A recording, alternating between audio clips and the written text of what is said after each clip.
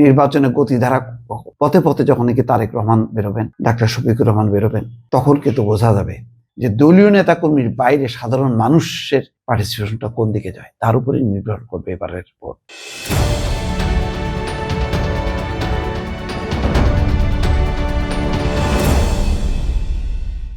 আজকে সিলেট সরগরম।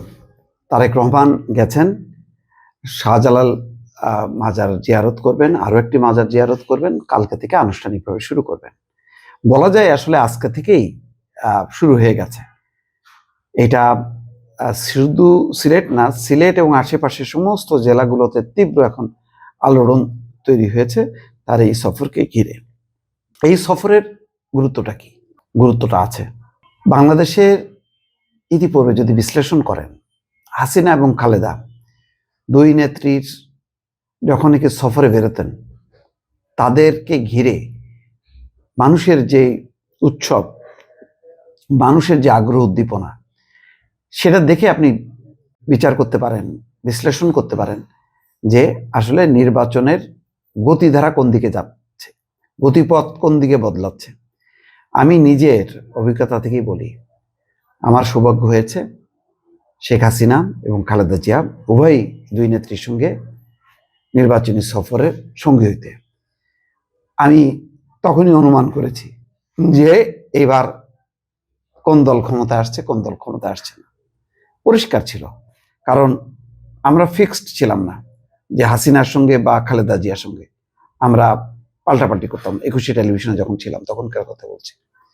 সেই সৌভাগ্যটা হয়েছে, শেখ হাসিনার সঙ্গে যেতে পেরেছি, খালেদা জিয়ার সঙ্গেও যেতে পেরেছি। দুই রকম দুই চিত্র ধরা পড়ছে। তো এবার একইভাবে তারেক রহমানকে ঘিরে কয়েকটা কারণে মানুষের কৌতূহল, রীতিমতো আবেগ উচ্ছ্বাস। একটা হচ্ছে প্রয়াত প্রেসিডেন্ট জিয়াউর রহমানের পুত্র তিনি, সদ্য প্রয়াত বেগম খালেদা জিয়ার পুত্র তিনি। এই জিয়া পরিবারের বলতে গেলে তিনি এখন হাল ধরেছেন, বিএনপি পরিবারের হাল ধরেছেন তিনি, তার হাতেই সবকিছু।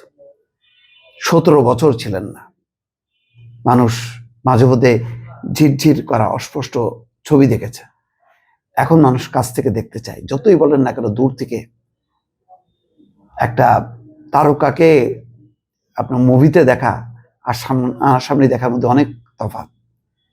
তো এখন রাজনীতির উজ্জ্বল তারকা তিনি, তাকে এক নজর দেখার জন্য মানুষের যে উপচে পড়া ভিড়, সেটার মাত্রাটা কতটুক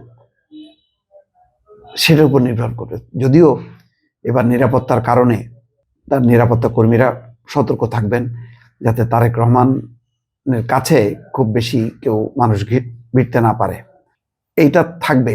তারপরেও একটা মানে অবস্থা, যে আবেগ উচ্ছ্বাস, সেটা বোঝা যাবে, সেটা চাপা রাখা যাবে না। আবার ডাক্তার শফিকুর রহমান যখন বেরোবেন, তখন দলীয় নেতা কর্মীদের বাইরে সাধারণ মানুষের পার্টিসিপেশনটা কত থাকে সেটার উপর নির্ভর করবে। এটা থেকেই আপনি বুঝতে পারবেন যে নির্বাচনের গতিধারা, সাধারণ মানুষ ধরেন 40% বা 50% তাদের অবস্থা, তারা যেদিকে মোড় নেবে সেদিকে যাবে। দল বেশি মানুষ করে না, কিন্তু সাধারণ মানুষ যারা ভালো মন্দ দেখে সিদ্ধান্ত নেয়, তাদের সংখ্যাটা বেশি। তো তাদের আগ্রহটা কোন দিকে?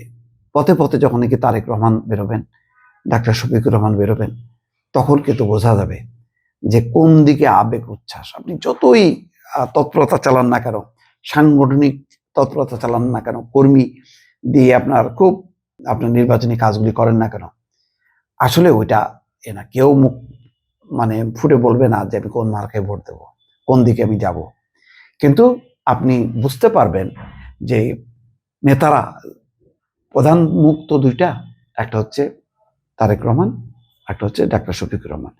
তাদেরকে ঘিরে দেখবেন যে দলীয় নেতাকর্মীর বাইরে সাধারণ মানুষের পার্টিসিপেশনটা কোন দিকে যায়, তার উপরেই নির্ভর করবে এবারের ভোট। এটার ব্যত্যয় ঘটবে না। আগেও তাই হয়েছে, এখনো তাই হবে, আমার বিশ্বাস।